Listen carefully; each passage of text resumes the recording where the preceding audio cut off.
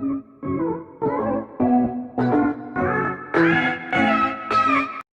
guys, this is Dhirendra and welcome to my YouTube channel English Guruji. So today's topic is the sentence. वाक्य क्या होते हैं?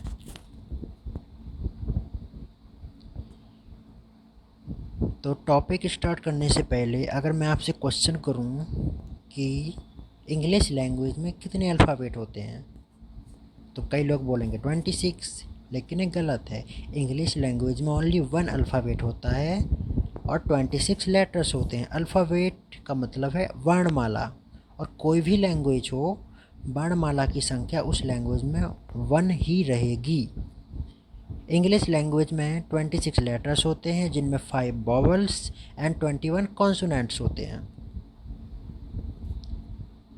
अगर हमें किसी से बात करनी है, अपनी बात उससे कहनी है, तो हमें बात करने के लिए शब्दों की आवश्यकता पड़ती है, और लेटर्स से मिलकर शब्द बनते हैं, शब्दों से मिलकर सेंटेंस, एंड सेंटेंसेस से मिलकर पैराग्राफ बनता है। तो चलिए आज का टॉपिक स्टार्ट करते हैं। So now the question is, what is the definition of sentence? So a group of meaningful words which makes a complete sense is called sentence. सार्थक शब्दों का एक ऐसा समूह जो एक कंप्लीट सेंस बनाता हो, वाक्य कहलाता है। Example, Ram is a good boy, he is a singer. Ram एक अच्छा लड़का है, वह एक गायक है। यहाँ पे इन दोनों का कंप्लीट सेंस बन रहा है, इसलिए दोनों क्या होंगे? सेंटेंस होंगे। तो अब बात आती है, सेंटेंस कितने प्रकार के होते हैं, यानी काइंड्स ऑफ सेंटेंस। सेंटेंस के प्रकार, वाक्य के प्रकार। So there are 5 kinds of sentence: assertive sentence, interrogative sentence, imperative sentence, optative sentence and exclamatory sentence. तो सबसे पहले हम पढ़ेंगे असर्टिव सेंटेंसेस।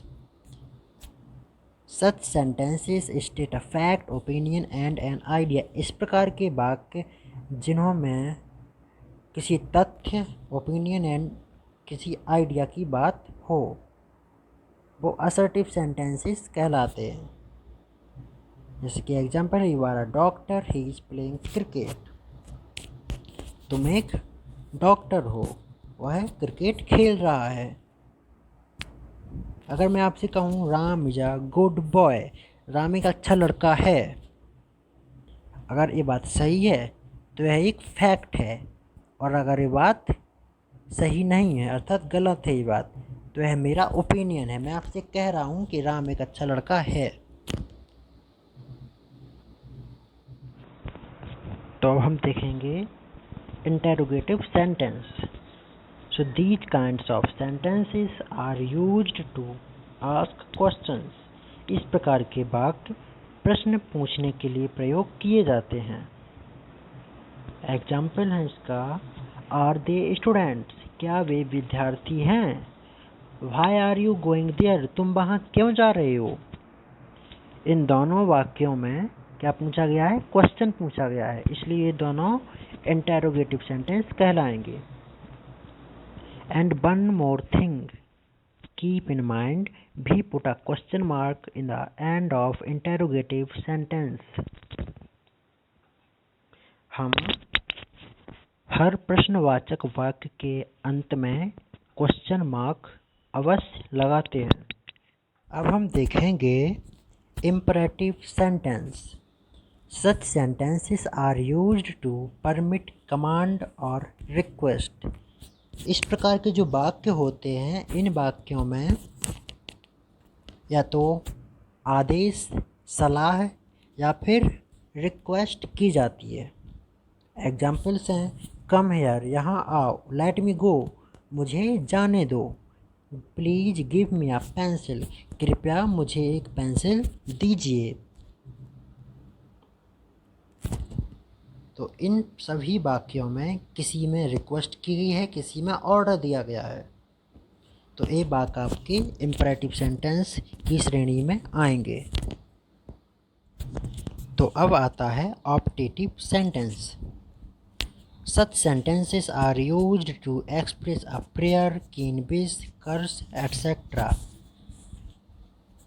इस प्रकार के वाक्य कोई प्रेयर, कोई विश या कोई कर्ज यानी कि श्राप एक्सप्रेस करने के लिए प्रयोग में लाए जाते हैं।